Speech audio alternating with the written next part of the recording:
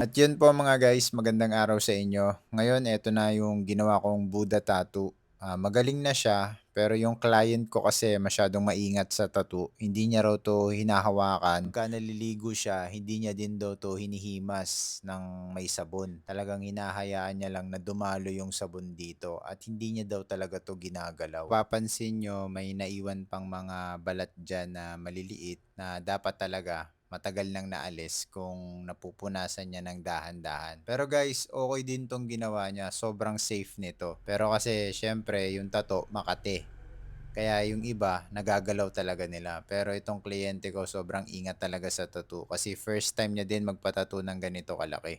Kaya iniingatan niya talaga. Ang gagawin ko pala ngayon ay castle at saka yung hanya mask na hindi ko natapos. Tapos mag-a-add pa tayo doon ng lotus flower sa taas para pumantay siya sa una naming ginawa na Buddha. Kasi guys, eto din yung napag-usapan namin ng kliyente ko.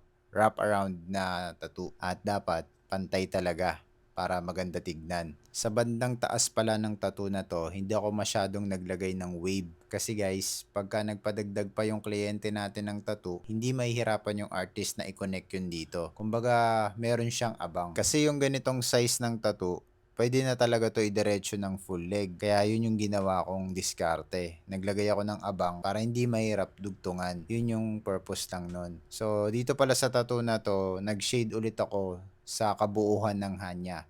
Kumbaga halos inulit ko lahat. Kasi kung hindi ko na i-shade yung dati kong ginawa, baka hindi po mantay sa ginagawa ko ngayon. Kaya mas minabuti ko na i-shade siya ulit para sure talaga ako na pumantay siya.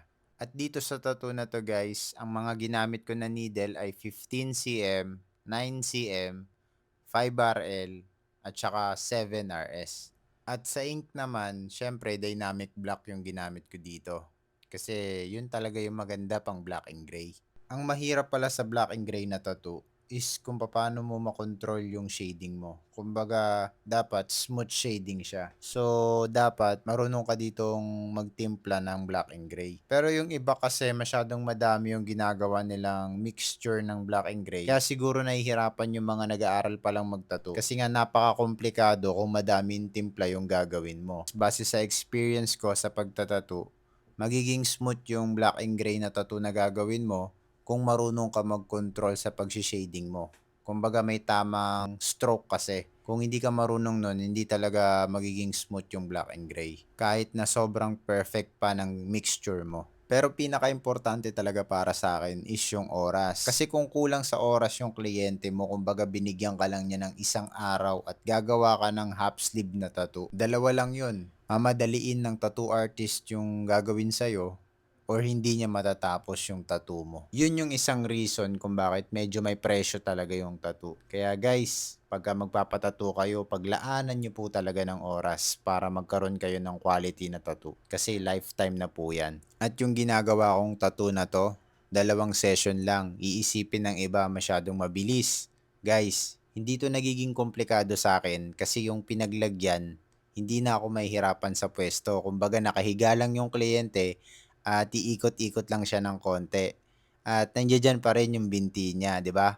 Pero kung sa braso 'yan, ang daming galaw ng kliyente ko kaya dun pa lang matatagalan na ako. At sa paglapat pa lang ng stencil, mahirap na kumpara dito. Mas madali talaga dito, guys. Pansinin niyo yung mga sumasali ng competition. Majority talaga sa hita nilalagay, 'di ba? Or sa binte kaysa sa braso or sa bicep. Merong sa likod kasi nga yun yung mga madadaling pwesto. Kasi kung sa braso 'yan at saka sa bicep, medyo may ikot-ikot na yung artist diyan. At dun pa lang, medyo nakakapagod na talaga.